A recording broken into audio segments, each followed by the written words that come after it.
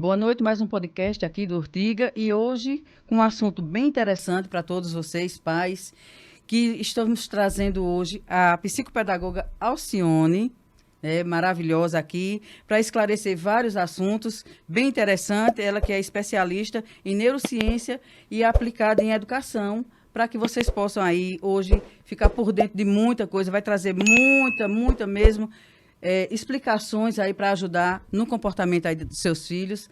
Boa noite, Alcione. Boa Vamos dar noite. início a esse papo legal. E o que você pode explicar sobre a psicopedagogia? A psicopedagogia é a união da psicologia com a pedagogia, para compreender como a criança aprende, identificar as dificuldades de aprendizagem, intervir quando necessário, levando em consideração os aspectos cognitivos, emocionais e sociais da criança. E qual é o papel da psicopedagoga nesse processo educacional? O papel do psicopedagogo é de identificar as dificuldades de aprendizagem, garantir o desenvolvimento integral da criança, sempre trabalhando em parceria com a família e com a escola. Como você diferencia as dificuldades de aprendizado de transtorno? As dificuldades de aprendizagem, as dificuldades são pontuais. Sim. É algo que pode ser superado com o apoio pedagógico. O transtorno não, ele vai precisar, daquele apoio especializado, porque o transtorno ele vai durar a vida inteira da pessoa. Ela não vai, uma pessoa que nasce com TDAH, por exemplo, com dislexia, ela não vai, com o apoio, ficar livre desse transtorno. O apoio é para que permanente. ela... É permanente. Ela vai precisar desse suporte especializado para aprender a lidar com algumas demandas, desenvolver algumas habilidades que o transtorno acaba dificultando um pouco mais que ela consiga, Sim. Mas ela vai precisar desse acompanhamento permanente. Permanente. É algo... Não quer dizer que ela também não vai precisar para a vida inteira do acompanhamento psicopedagógico. Vai chegar um ponto que... Isso, mas aí vai demandar mais tempo. Sim. Certo? A dificuldade não, Com algum tempo pode ser que ela já nem precise mais daquele acompanhamento. E isso é bem interessante que seja bem no início da criança, para que ela possa ter a importância de ser no início da idade da criança, A intervenção precoce, ela é ótimo, É o essencial, é fundamental. Por quê? É comum, a gente pode fazer até essa comparação. Uma esponja. Sim. A esponja, quando a gente compra para lavar a louça. A esponja, quando ela é nova, é bem mais fácil. Absorve melhor, você consegue lavar a louça, com mais facilidade. E quando a esponja vai ficando mais velha, ela está mais desgastada, ela vai perdendo a capacidade de absorver. Exatamente. Então, do mesmo jeito é nosso cérebro. Não quer dizer também que a gente não vai aprender com o passar do tempo. Só que existe a questão da rigidez cognitiva, A criança já está acostumada.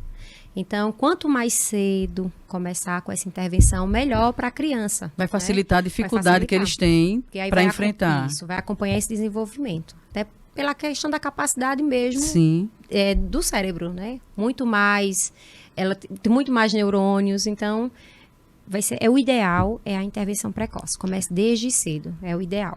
Excelente. Quais as metodologias você utiliza nas intervenções?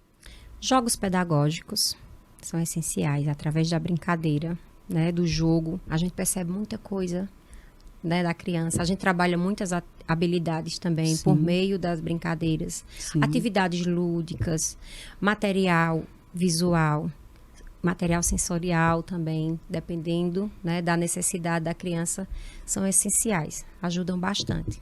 E como se deve atuar com as crianças autistas? Com crianças autistas, por exemplo, podemos trabalhar com rotinas estruturadas, utilizar a comunicação alternativa, como o PECS também. Reforço positivo, ele ajuda bastante na interação e aprendizagem. Material sensorial.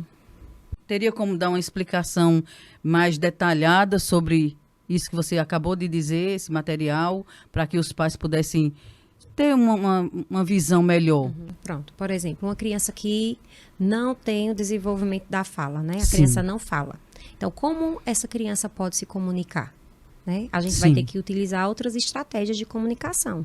Gestos, Aí a comunicação alternativa, como o PECS, que é o uso de imagens. Por meio dessas imagens que a gente vai utilizar, a criança vai aprender a se comunicar, né? Para que a gente também possa entender o que ela está sentindo, o que ela quer, e que ela também entenda alguns comandos. Então, há um treinamento com o uso desse material visual para a comunicação da criança para facilitar essa comunicação. Excelente. Que é muito importante isso, né? Muitas crianças acabam tendo, por exemplo, falando de crianças autistas, né? Sim. Que não têm esse uso da fala, Sim. não fazem uso da fala. Muitos comportamentos que elas acabam tomando comportamentos, né, autolesivos, comportamentos até de forma agressiva. Sim. Por que elas acabam fazendo isso? Porque elas acabam não conseguindo, né, existe uma irritabilidade nessa... Porque elas acabam, não tem aquela se forma irritando de comunicar. Por não conseguir passar o que está sentindo. Elas não conseguem, né? Como é que eu vou comunicar o que eu estou sentindo, o que eu quero? Por isso né? aquela irritabilidade da criança. Alguns casos vai nesse sentido. Na maioria dos casos, né? Então, aí são formas, né? Já foram são evidências científicas. Não é algo que a gente está inventando, né? Já foi testado. Que com esse tratamento tem... Isso é uma ferramenta, né? Que vai auxiliar na comunicação. Sim. Né? Excelente. Enquanto a criança, né? Porque algumas crianças, aí ela vai trabalhar, que aí já é com outro profissional, a questão da fala, que aí entra o papel do fonoaudiólogo também, que é muito importante, né? Que o tratamento, que se a gente for ver, o acompanhamento, na verdade, né? O acompanhamento, ele deve acontecer de forma multidisciplinar, né? Cada profissional tem que ter essa parceria de profissionais. É importante. Né, dependendo dos casos. Não tem como ficar só com um profissional. Cada um agir na sua área para que possa ajudar a criança e a situação. Que não competem, né? Não competem, né? Cada profissional com a sua área. Excelente. E diante desse processo, como você promove a avaliação da família diante dessa situação?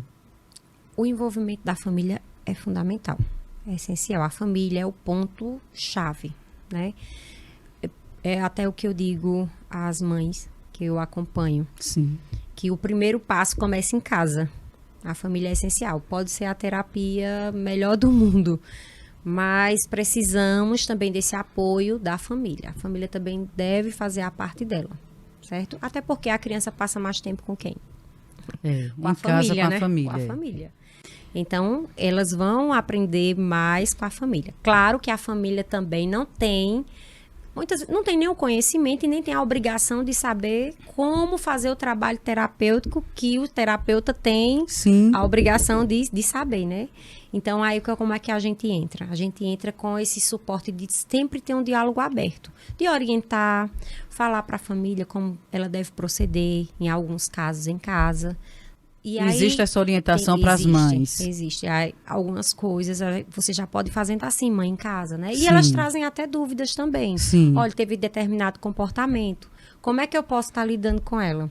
Né? Esses dias até teve uma criança que a mãe chegou para mim falando de determinadas situações. Por exemplo, a criança está confundindo a realidade com a fantasia. Sim. E aí, né, eu orientei, a gente conversou um pouquinho, atendi a criança, depois aí eu chamei a mãe e a gente conversou como é que ela poderia proceder, né, em casa já, para tentar também fazer com que a criança refletisse, né? Sim. Que a criança é muito esperta, com né? certeza. E aí que ela pudesse fazer essa diferença, né, de realidade com a fantasia que a criança estava misturando. Existe também, Alcione, essa dificuldade que muitas vezes os pais acabam prejudicando mais a criança no processo para eles poderem ter esse acompanhamento, seja escola, seja com psicopedagogo, seja no tratamento, que às vezes a dificuldade parte mais dos pais do que da própria criança, do problema. É bem complexo isso, né? Por um lado, a gente vê que também ainda é uma falta de informação, digamos assim, né? Que também não é fácil. A gente tem que ver também um lado da família. É difícil para eles também. Porque lidar com essa situação delicada, né? Ninguém deseja ter um filho com algum transtorno, né? Com alguma deficiência. A gente tem que começar também com esse olhar. Com esse olhar. Mas a partir do momento que se tem, a gente também tem que agir. Isso. Né? Tem que agir, tem que buscar soluções, tem que buscar estudar também para saber o que é o transtorno. Aceitar, né? Para que também, né? Que a aceitação, eu acredito que também é um processo. sabe? É um processo delicado que, né, demanda um pouco mais de tempo. A gente acaba percebendo também que muitas vezes a dificuldade vem mais da parte do pai, né? Porque eu tenho relatos de mãe que diz assim, que o marido diz, entrega a mãe, você a tá, situação. não, às vezes o pai diz assim, você tá procurando doença para a criança, né? Que transtorno também não é doença, né? Que a gente tem que ter cuidado com isso. Mas é a fala, né? Sim. A fala que às vezes o pai traz, né? Esse menino é normal. Às vezes vem comparações de que, porque também quando eu era criança eu demorei para falar, sabe? Acaba fazendo essa comparação. Entra também nessa linha que é disciplina, tem que disciplinar. Isso. Como antigamente, que não tinha esse, não era classificado, né, os problemas. Vai estar falta de limite, né? Falta de educação, né? Vamos corrigir com isso. Nem sempre pode acontecer, né? Disso aí.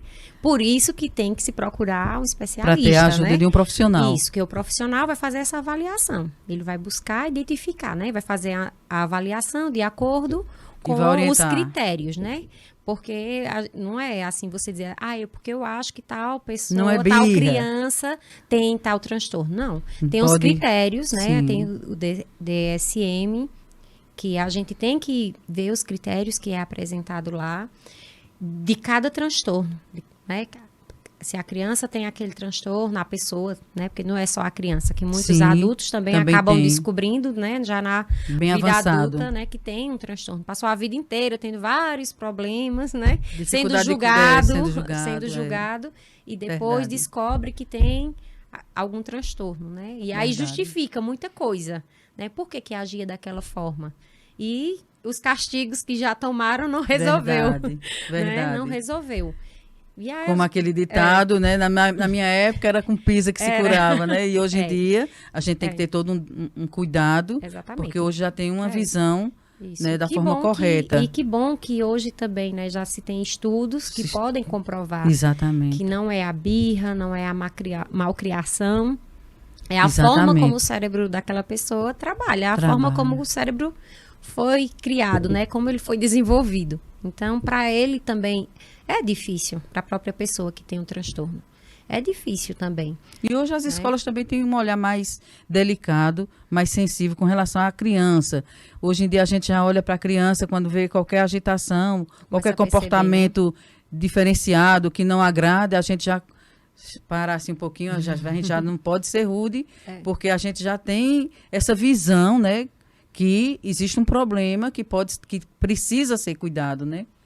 Já percebe, que é onde tem entra a área ali, né? de vocês, psicopedagogo, que tem que agir, né?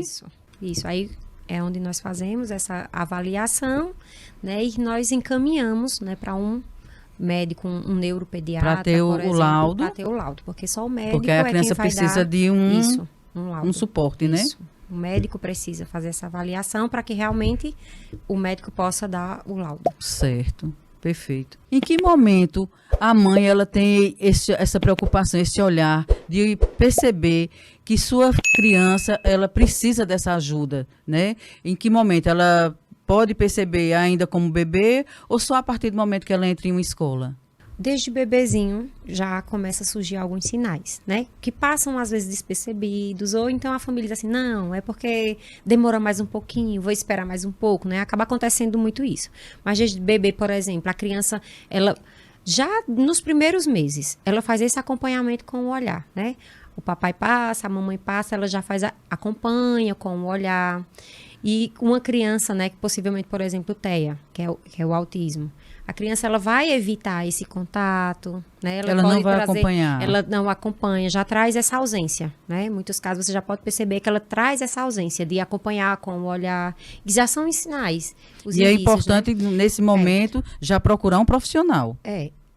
Desde já. Não quanto quer dizer antes, exatamente que a criança, né, tem algum transtorno. Mas aí se você já perceber esse alerta. atraso, você vai observando os atrasos de desenvolvimento da criança, né?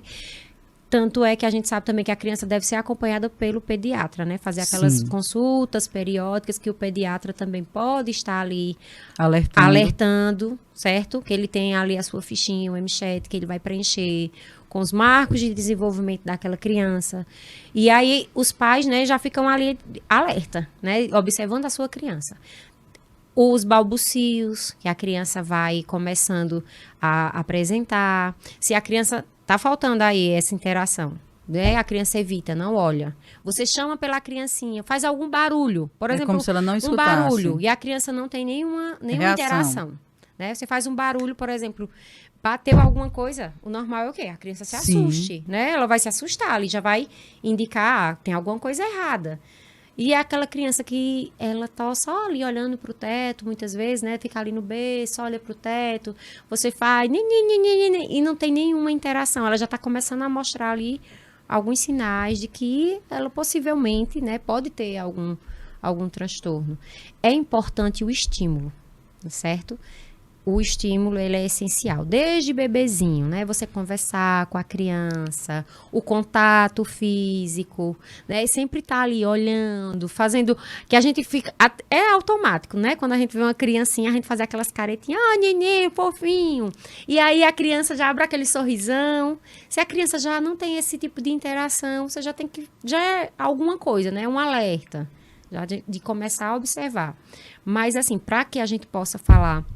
ter aquela certeza, você precisa procurar o quê? Um especialista, certo? O especialista tem que pegando o gancho, né, de especialista, para quem está assistindo, né, acompanhando o podcast, qual é o seu contato para que possa lhe procurar? Ele vai estar aparecendo, né, no vídeo. Estou atendendo em Garanhuns, pessoal de Garanhuns, está certo que tiverem esse interesse, perceber que tem algo, a sua criança está apresentando algum atraso de desenvolvimento. Por exemplo, a criança demorou demais para andar, está demorando demais para falar. Né? Vamos deixar aquela história de que, porque o tio demorou, veio falar com não sei quantos anos de idade, né? Não é assim. Não vamos dar a primeira água da chuva de janeiro. Sim, aquelas né? coisas que se faziam antigamente, né? Que eram aquelas superstições, para falar, né? É importante que se procure o especialista, como eu já tinha falado anteriormente. A intervenção precoce, ela é fundamental, essencial para ajudar no desenvolvimento dessa criança. E aí você vai ficar esperando. Já pensou como sofre uma criança? Por exemplo, chega em fase de idade escolar, aí a criança não fala. Ela vai sofrer muito ali, tá? Junto com todas aquelas outras crianças que falam, né? Que sabem dizer, tia, eu preciso ir ao banheiro, tô com fome. Né? Existe um desconforto, mesmo ela sendo criancinha, mesmo sendo, ela vai sentir. Ela vai sentir. E aí ele vai estar com uma pessoa estranha que, por mais que tenha todo aquele olhar de atenção, que demanda um tempinho também de adaptação. Não, mas às vezes em casa a criança vai usar. Já tem algumas coisas, né? Uns gestos. E muitas vezes a mãe acaba falando pela criança. Isso. Que é uma das coisas também que atrapalha bastante. Né? Aí você não deixa assim, a criança falar, né? A criança tá olhando para água. Você quer água? Você não deixa a criança dizer que quer água. Né? E outra coisa, falar a palavra correta também, né? Que aí não é nada de água, é água. Você quer água, né? E você mostra água. A ajuda correta, né? Para que ele venha. É importante. O estímulo é essencial, certo? É essencial. Esse contato. E aí que entra também o perigo das telas, certo? Que aí é o que acaba acontecendo muito hoje, né? Com essa demanda, essa vida tão acelerada. Aí coloca as crianças desde pequenininhas. De bebê, a gente já vê que eles começam a assistir para que a mãe possa fazer as coisas. Isso atrapalha muito. Atrapalha muito, né?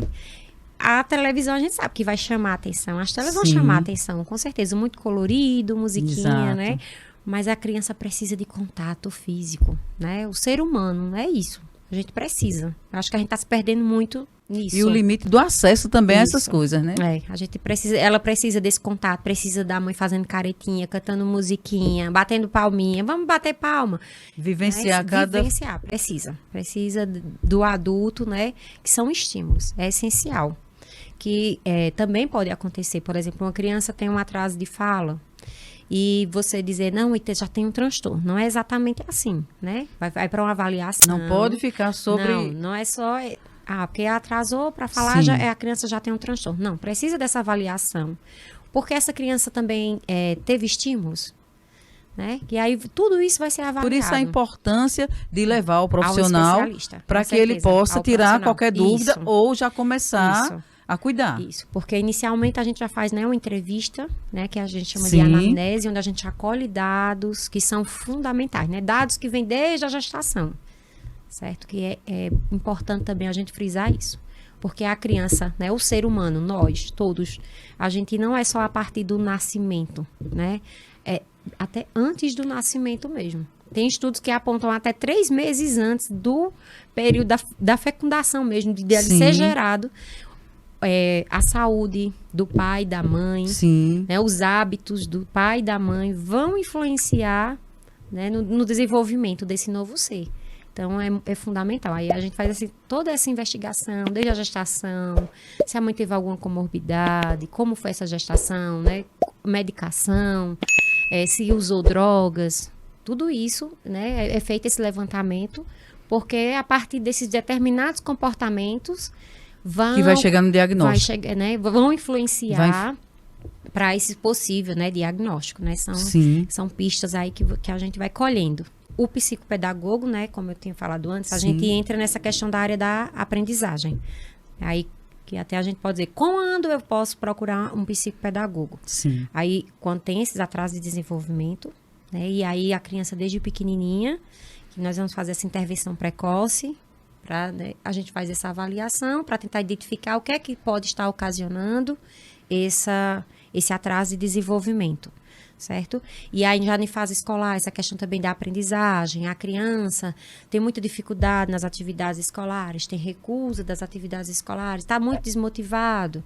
Então, o psicopedagogo, né, vai fazer essa avaliação para identificar essas causas, né, do que está trazendo essa dificuldade dessa criança, como essa criança aprende, porque cada criança tem sua forma de aprender. Todos nós somos seres únicos. Sim. Tem pessoas, né, de forma geral, que aprendem mais vendo, né, são mais visuais. Tem pessoas que já aprendem mais ouvindo. Tem pessoas que precisam do movimento, do toque para poder aprender.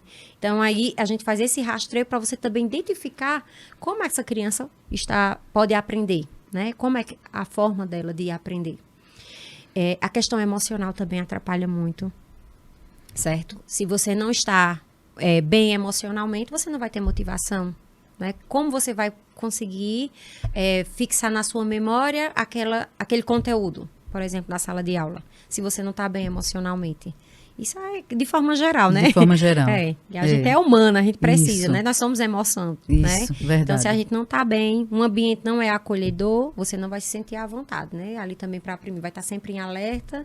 Como é que eu vou aprender também nesse ambiente se eu não é um ambiente acolhedor, não é algo que me faz bem? Isso também dificulta, certo?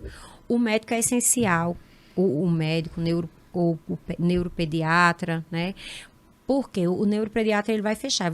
A gente manda, por exemplo, o relatório, né, com aquelas pistas ali que nós fizemos na avaliação. Quais habilidades a gente viu que tem um déficit ali da criança.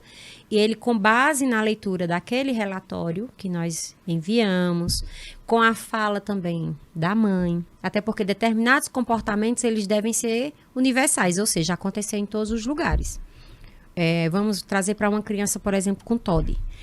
Que também tem uns casos, né? Às vezes a mãe diz assim, não, é porque meu filho tem TOD, né? Meu filho tem TOD, que ele não tá me obedecendo, ele me enfrenta.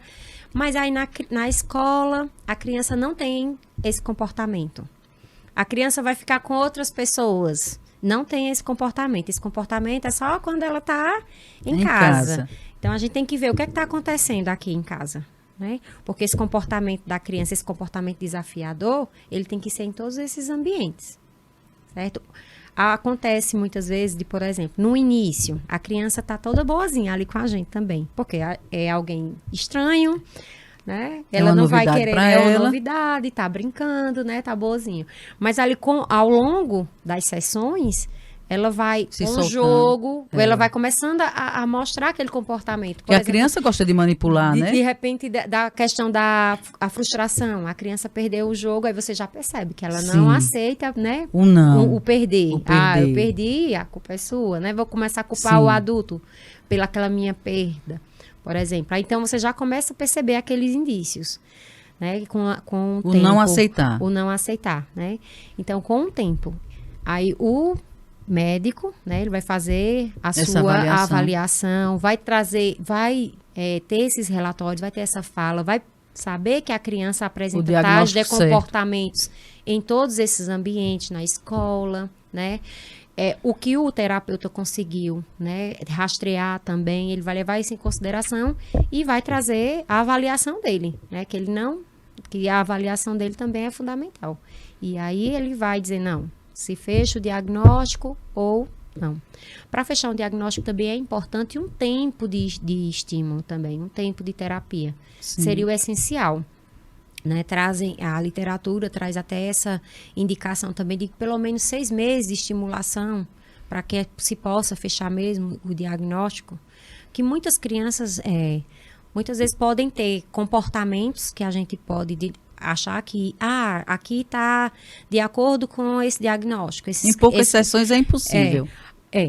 No mínimo, né? No mínimo são 8 sessões com a criança. Sim. Fora as 2 que a gente tem com a família. Sim. É o mínimo, né? Que aí tem algumas habilidades que aí nós vamos avaliar e que vamos, sim, já ter esse respaldo, né? De indicações. Sim. Se realmente fecha com tal transtorno ou deficiência. Mas é importante, porque muitas vezes são habilidades que não foram desenvolvidas. Né? Não se teve os estímulos necessários, então a gente vai como se fosse modulando aquele comportamento, digamos assim. Né? Vai trabalhando algumas habilidades, por exemplo, criança que tem dificuldade com controle inibitório, que é das funções executivas, a gente vê criança que fala o que pensa. Né? Tem criança que achou alguma coisa feia, seu óculos é feio, né? Nem pensa. E os pais às vezes até acham fala. Que essa criança é assim. E aí esse freio, né? Que não tem esse freio inibitório. Veio o pensamento, ela já está soltando. Então, a gente vai trabalhar de acordo durante as nossas sessões, para que a criança aprenda a guardar, né? Ter esse filtro, controlar essa impulsividade. Porque isso é uma impulsividade, que são habilidades, né, das funções executivas que podem ser trabalhadas na terapia. E também algo importante de ressaltar, que o acompanhamento psicopedagógico não só é para as crianças que têm transtorno, que têm alguma deficiência, não, certo? Vai também para quem tem dificuldades de aprendizagem leves também, né? Não precisa ser dificuldades tão graves para poder procurar o apoio psicopedagógico. Isso você se refere ao adulto já? Também, né? Também. Por exemplo, como eu já tinha falado da questão das funções executivas. Muitas crianças apresentam dificuldades de aprendizagem e ela não tem transtorno. Só são as funções que não foram trabalhadas, as habilidades que não foram desenvolvidas. Sim. E aí o psicopedagogo vai trabalhar essas habilidades. Por exemplo, a atenção. Para aprender, a gente precisa prestar atenção. Como é que eu vou aprender algo que eu não paro para prestar atenção? Né? Como é que eu vou aprender se eu não sento para ouvir, para prestar atenção? Então, assim, a gente trabalha todas essas habilidades, né? Esperar a vez. Tem crianças que têm muita dificuldade de esperar a vez, né? Aí ali no jogo você percebe, só ele quer jogar. Ele não espera que você jogue. Calma, né? Agora é minha vez. São habilidades que são muito importantes para a vida como um todo. Exatamente. Né? Para a vida inteira. Exatamente. Porque lá na frente vai ser muito útil, né? E aí vai sofrer mais, vai sofrer mais, é uma forma de prevenir dificuldades futuras. Isso. Preparando a criança para um futuro melhor. Isso. E qual a relação entre a emoção e a aprendizagem? A emoção e a aprendizagem. A emoção é fundamental. Sim. A emoção, ela vai caminhar ali com a motivação e com a memória. Sim. Ambientes acolhedores, com certeza, vão favorecer muito uma boa aprendizagem. Como eu tinha falado anteriormente, se você não se sente bem em determinado ambiente, se aquele ambiente nos causa, por exemplo, medo, né? Como é que eu vou aprender? Como é que eu vou me sentir segura para que eu possa aprender? Então, a emoção, ela caminha junto com a aprendizagem, né? Ela faz a caminha... Tem que estar alinhado. Ela faz a cama para a aprendizagem, digamos assim, fazendo essa analogia, né? A emoção faz a cama para a aprendizagem. Sim. Então, a criança precisa, porque ela vai se sentir motivada. Né? Ela vai se sentir motivada ali para aprender. Porque aprender não é fácil. É verdade. Se a gente for ver, aprender... Eu tinha um professor da faculdade que ele dizia isso. Aprender é doloroso. Vocês estão pensando o quê? E assim, parecia grosseiro, assim, na forma que ele falava, mas realmente, hoje eu compreendo que aprender dói, né? Mas aí a gente Mas se a criança estiver confortável... Essa motivação, né? Com alguém que ela goste, Fica tudo mais Fica fácil. mais fácil, né? Excelente. Fica mais fácil, porque é uma modulação, né? Verdade. A gente, quando você aprende a começar a andar de bicicleta, eu nunca esqueço. Tem que ter segurança. Tem que ter um Tem que ter medo, alguém ali medo, para ajudando proteger ali, se auxiliando. cair. Você vai ter aquela segurança, tá segurando a bicicleta, eu não vou cair. Então eu vou tentar, né? A confiança Vou das me rodinhas. arriscar. Eu vou me arriscar. É Então, verdade. é isso. Interessante.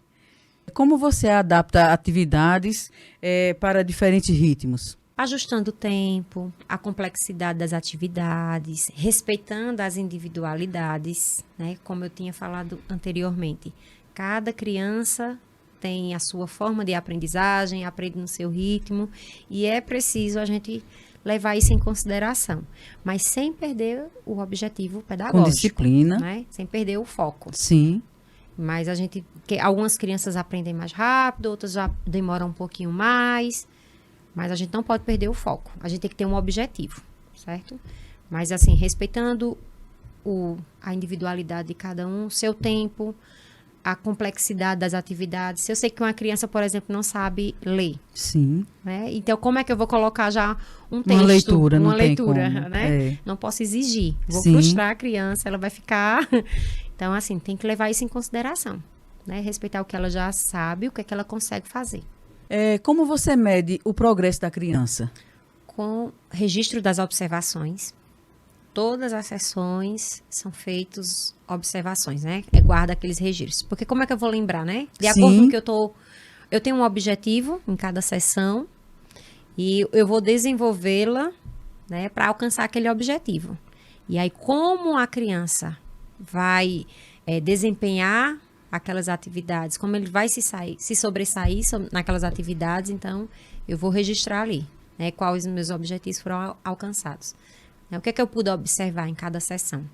Relatórios periódicos e comparações de atividades também, comparações de avaliação. Atividades que eu fazia inicialmente, que são comparações ao longo do tempo. Atividades que eu fazia inicialmente e a criança tinha dificuldade. E agora, por exemplo, a criança no início, ela não sabia esperar a vez dela num jogo, por exemplo.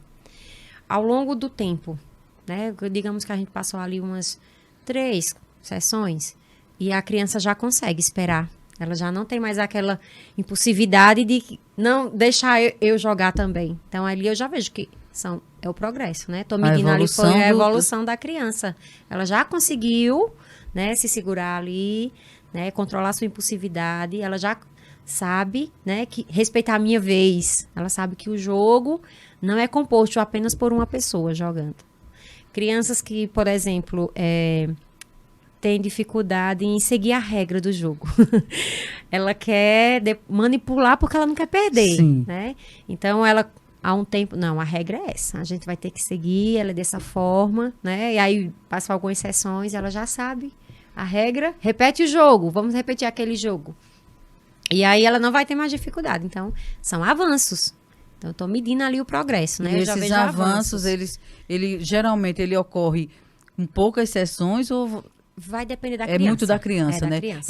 De acordo com o que ela vem, caso por caso, né? Vai depender da criança, vai depender também do apoio, né, da família.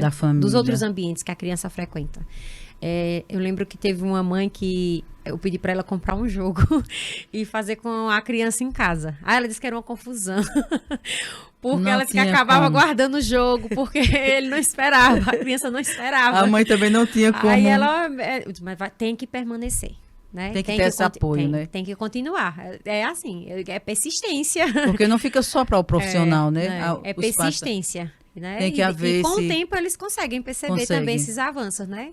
Mas assim, às vezes é sofrido, né? Eu entendo que em casa, mais gente jogando, às vezes tá o irmãozinho, a irmãzinha, eles não querem deixar, né? Eles jogarem, aí guarda o jogo, ela, peraí, acaba tudo, guarda esse jogo agora, né? Mas aí, com o tempo, né? A constância, ela é fundamental. E aí, com o tempo, eles já começam a perceber, olha, já não tem mais tanta briga, né? Que bom. E a gente fica feliz, muito feliz com isso. Isso resolve uma situação de toda a família, né? Pois é. Não é só da criança, né? A questão também da interação social, né? Sim. Essa criança vai poder estar convivendo de forma bem mais saudável com as outras pessoas, nos ambientes que ela frequentar. Não é? Verdade. Eu tenho uma criança que eu atendo também, que é autista, E ela não fala. E era Não muito verbal. difícil no início, essa questão de seguir os comandos. E eu fico tão feliz, sabe? O progresso com o dela progresso. Até às vezes eu fico querendo me emocionar na sessão quando você dá o comando e a criança segue. Nossa, Que legal. para outra pessoa que tá vendo assim, isso aí não é nada. Mas para aquela criança que não seguia, Chegou não sem sabia, falar nada. Né, que você colocava ali E o hoje já jogo, pede alguma ela coisa. pegava o jogo e só começava, né, olhar, girar aquele jogo. E hoje você diz, monte tal coisa. E ela já monta, né? Você Que lindo. encaixa aqui esses blocos. Nossa, É lindo. É lindo. É lindo. Essa emoção ela vem, né? Vem, sem dúvida. Legal. É maravilhoso isso.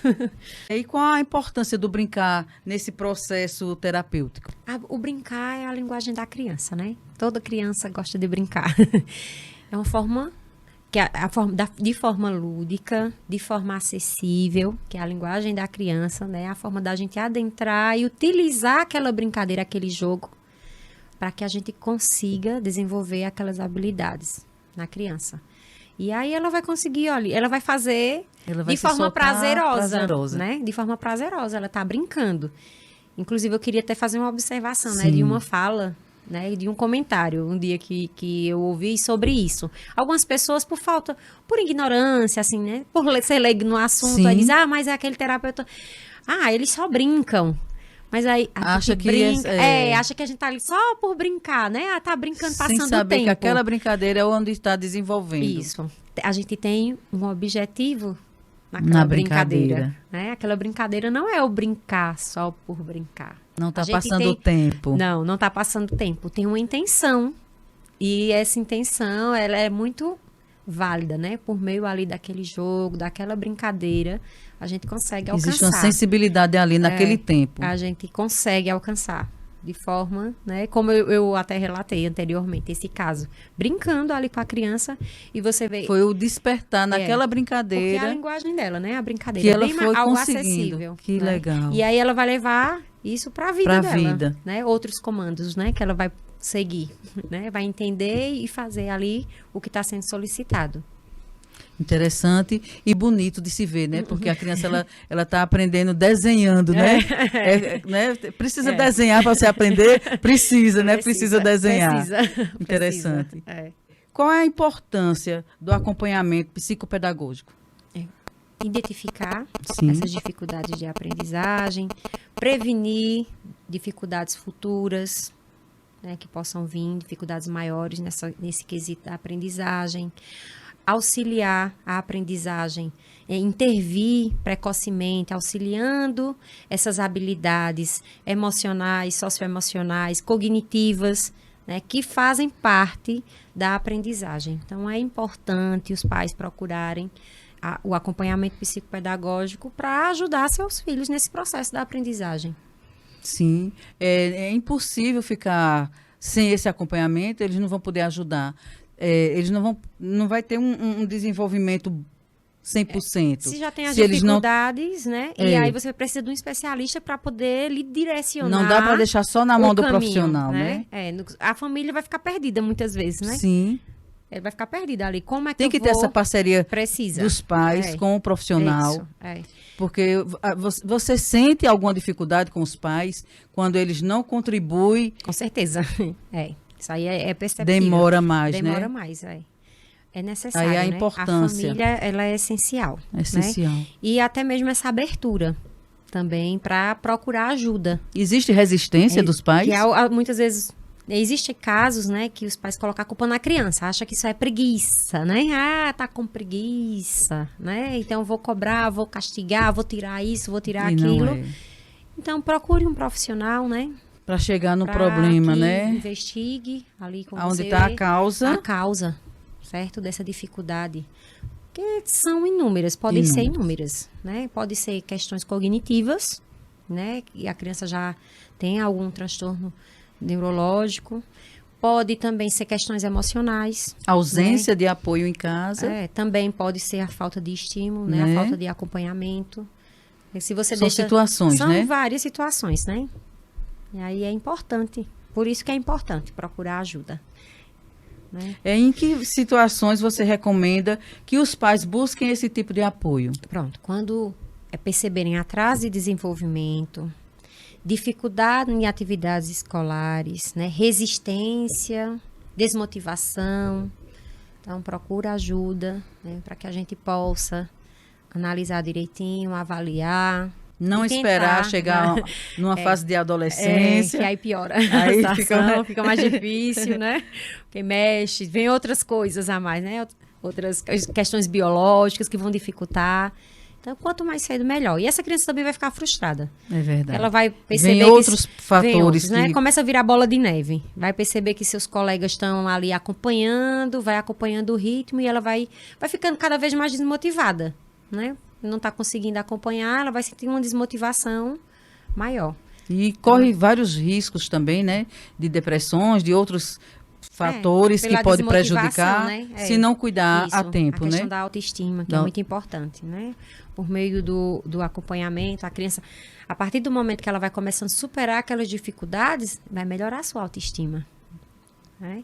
A forma de lidar com as frustrações vai melhorando também, ela vai aprendendo a lidar com essas frustrações. Tudo isso através do acompanhamento, do né? acompanhamento. Melhorar a qualidade de vida, né? De toda a família, de toda né? a família. Da criança. Evita muito sofrimento, né? Evita. É uma forma de evitar o sofrimento mesmo. Verdade. Como o acompanhamento psicopedagógico contribui para o desempenho escolar? Ela ajuda a criança a desenvolver estratégias de aprendizagem, melhorar a autoestima, que é importante, lidar com as frustrações. Tem crianças que começam a ter dificuldades e já desistem, por exemplo, né? Ela tem uma dificuldade em determinada disciplina. Então, ela já diz, eu não gosto daquela disciplina, já não quer fazer nada que esteja relacionado ali àquela disciplina.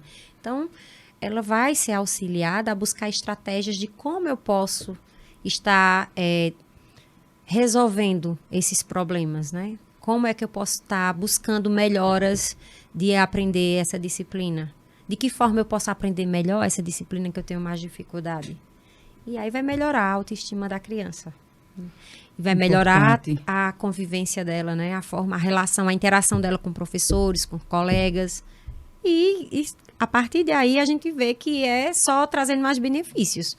Porque a partir do momento que a criança começa a descobrir estratégias de como ela pode aprender, como ela vai interagir melhor com os seus professores, ela vai passar a ter colegas. uma facilidade em todas as... Vai se sentir mais confortável, né, naquele ambiente e com certeza vai favorecer o seu desempenho acadêmico. Excelente, viu?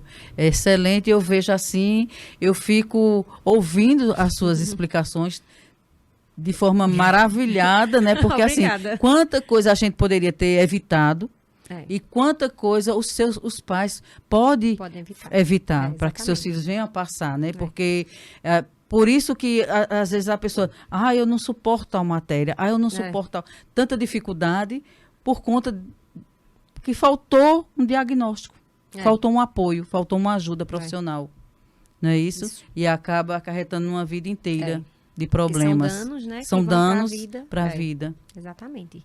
Muito Inclusive, importante. né, tem transtornos, por exemplo, o TDAH. Se não tem um suporte adequado, não tem a intervenção de trabalhar determinadas habilidades que a pessoa precisa, né? Até na questão do seu comportamento, a forma de lidar com determinadas situações, a literatura traz que essas pessoas com tal transtorno, que não tem o acompanhamento, não é feita a terapia, ali a intervenção, elas vão ser mais propensas a uso do álcool, uso das drogas no geral, né? Entrar na vida do Refúgios, crime. Vão sempre procurar. Porque ela vai estar buscando, né? Buscando ser aceita, porque muitas vezes ela sofre aquela repressão nos ambientes onde ela está, pela aquela forma dela de lidar, de agir, né? Ela não é compreendida, Sim. Né? Ela é julgada. Então, ela vai buscar ali fugas, né, em coisas, em prazeres momentâneos que acabam muitas vezes acarretando... Levando para um abismo. Para um abismo, exatamente. Então, é importante. É importante demais até, né? É bom que, assim, eu acho que diversas pessoas vão ter essa oportunidade desse esclarecimento. É maravilhoso esse podcast de hoje, eu estou encantada, porque isso aí é um esclarecimento fantástico. E uma É um ressalva. um profissional Obrigada. admirável, né? Porque é uma área importantíssima. É uma ressalva que eu queria fazer, né? Que transtornos, deficiências, não é algo atual. E a gente tem que ter cuidado, às vezes, Sim. pensar, porque muitos casos Hoje a gente está estão vendo, surgindo, tá né? sendo mais Não, se tem mais conhecimento conhecimento. para se Mais diagnosticar. Mas, assim, por que antigamente existia-se os hospícios, né? Para Sim. colocar. Quem eram essas pessoas que iam para esses manicômios? Né? Não tinha apoio nenhum. Porque elas eram chegavam, lançadas, né? A família não tinha suporte, não sabia como lidar, não não conseguia conseguiam controlar. interagir com a sociedade. Então, eles Acabavam- eram excluídos da sociedade. Né? E quanto sofrimento? Verdade. Porque, pela essa falta de conhecimento. Verdade. Então, hoje, né, o conhecimento... Você chegou num ponto excelente, que era exatamente isso que acontecia. Aí hoje, né, com o conhecimento que se tem, com o acompanhamento, não vou dizer que é fácil, que a gente, Mas é um quando a gente está mais tratamento que próximo dá da pra- família, eu sei que é muito difícil. É eu doloroso. entendo, né, eu entendo muito o lado deles, assim, eu vejo que para eles não é fácil. Não é é fácil. A gente não pode romantizar. Não pode. Não. Mas que são, através do acompanhamento... O olhar através das hoje já é terapias, melhor. outro. A gente tenta trazer estratégias de inclusão, né, dessa pessoa na sociedade. E educando as pessoas a ver Que dessa forma E que as pessoas, né, que tá muito... Eu digo que a sociedade já evoluiu bastante. mas precisa. Muito, Precisa. precisa muito ainda. Né? Precisa muito, porque começa a gente só olhar para nossas cidades. Né? O que é que nós Isso. temos de inclusão nas cidades? É verdade. Né? Se as pessoas, por exemplo, são cegas, como é que elas... Qual a Qual acessibilidade acesso? que elas têm para transitar ali na rua? Né? Um cadeirante... Até que ponto está confortável isso. para essas situações? E como é que o cadeirante também, né? Vai empurrar ali sua Exato. cadeira no calçamento ali. Exato. Né? Ainda a gente vê que falta muita Muita coisa. coisa. Muita coisa. Mas já caminhou, né? Está andando. Está caminhando, Está andando a passos lentos, mas está indo. Exatamente, isso. Né? É importante. Existe diferença entre acompanhamento psicopedagógico e reforço escolar? Sim, existe. O reforço escolar ele vai focar no conteúdo acadêmico, certo? A criança tem dificuldade, por exemplo, em matemática. Sim. Então, no reforço escolar, ele vai trabalhar Ajuda a naquela... questão da matemática ali. Vai trabalhar a dificuldade da criança na matemática. O acompanhamento psicopedagógico, ele vai além. Ele vai trabalhar aquelas habilidades cognitivas e socioemocionais que são fundamentais para que aconteça a aprendizagem da criança. Então, ele vai muito além daquela repetição de conteúdo acadêmico. É importante, né, saber essa diferença, para não confundir. Sim. Né, que a criança não vai levar tarefa da escola para responder com a gente. Não certo? é essa, não é Não nessa é nosso linhagem. papel. Não é esse papel. Não é Certo. esse papel. Que mensagem você deixaria para os pais que ainda estão inseguros sobre iniciar esse processo? Olha, o acompanhamento psicopedagógico não é apenas para as crianças que têm dificuldades graves de aprendizagem. O acompanhamento psicopedagógico ele vai auxiliar nessa prevenção de dificuldades futuras, vai potencializar as habilidades de aprendizagem daquela criança. Então, ele vai trazer ajuda mais para esse campo cognitivo, socioemocional, né, para que a criança possa se desenvolver de forma saudável. Ele vai auxiliar a criança a desenvolver essas suas potencialidades. Então, ele é importante, não deixe. Se perceber que seus filhos têm alguma dificuldade, está apresentando alguma dificuldade, busque ajuda, né? Às vezes os pais também têm um pouco de resistência, porque eles dizem assim, meu filho não tem transtorno, né? Ou então, meu filho não é doente. Usa essa expressão, até que transtorno. É algo que também queria deixar bem claro aqui. Sim. Transtorno, deficiência não é doença, certo? E você procurar ajuda não quer dizer necessariamente que seu filho tem um transtorno ou uma deficiência. Você está procurando ali ajuda para que você possa identificar o que tem por trás dessa dificuldade e aprendizagem ali do seu aluno. E para finalizar, né, que mensagem você pode deixar para os pais educadores? Que, primeira coisa, cada criança é única, né? A gente não pode esquecer disso. Sim. quem tem mais de um filho acaba pecando em comparar, muitas vezes. Porque meu filho, o teu irmão é desse jeito e você é de outro, né? Ou seu irmão não tem dificuldade e você tem. Vamos deixar isso bem claro. Cada criança aprende de forma única, paciência e o apoio, né, da família e da escola. Tem que caminhar juntos. Parceria. É algo que eu quero até enfatizar agora aqui, que a gente não falou antes, né? Sim. Dessa parceria, que é muito importante. Escola não é inimiga dos pais, os pais não devem ser inimigos da escola. Os dois devem caminhar juntos por o único bem comum ali, que é o desenvolvimento do seu filho. Do seu filho, da criança. Então, é fundamental essa parceria, é fundamental a gente ter paciência, né?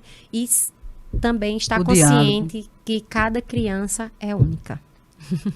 Maravilha, Pronto. Maravilha mesmo. Depois de todo esse bate-papo maravilhoso, com todas essas explicações, com certeza vai ter um despertar aí em algum pai, alguma mãe, alguma família aí que está passando por alguma preocupaçãozinha. Então, como os pais podem encontrar você, Alcione?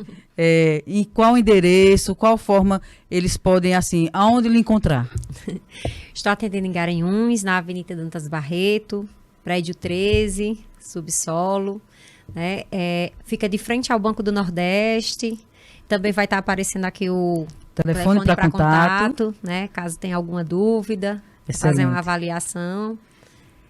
E estamos lá. Estamos encerrando, chegando ao fim do nosso podcast e eu gostaria que você deixasse as suas considerações finais. Gostaria de agradecer a você, Edmura, pelo convite.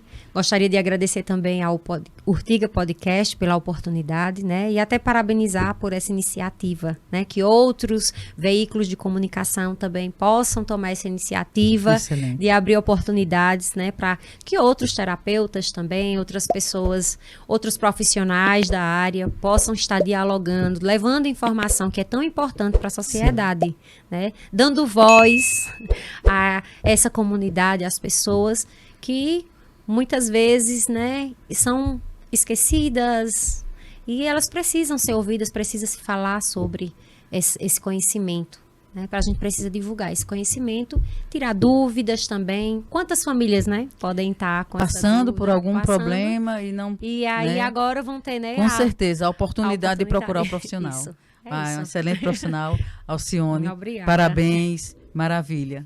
É isso aí, pessoal. Encerrando o nosso podcast mais uma vez. E eu gostaria de pedir a vocês, curtam, sigam a página, fiquem ligadinhos, vem muita coisa boa e que maravilha, né? Cada podcast, um convidado especial, um tema maravilhoso, importantíssimo. É isso aí, meu povo. Bora seguir a página.